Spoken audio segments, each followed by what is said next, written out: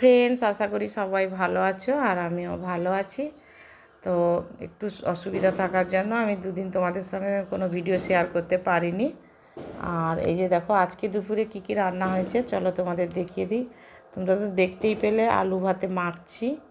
আর ঢ্যাঁড়স নিয়ে এসেছিলো, এর আগেও একদিন ঢ্যাঁড়স আলুর তরকারি করেছি, তাই আজকে এমনি ভাজা লঙ্কা দিয়ে আর খাওয়ার সময় একটু কাঁচা পেঁয়াজ দেবো।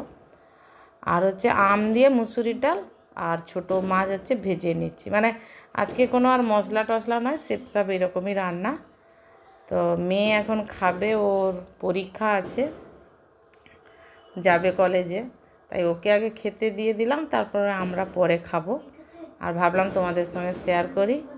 আর মেয়ে তো মাছ খাবে না, ওকে ওই জন্য এই যে ঢ্যাঁড়স সেদ্ধ, আলু সেদ্ধ, আর আলুটার মধ্যে কিন্তু পেঁয়াজ আর পোস্ত ভেজে মাখিয়েছি।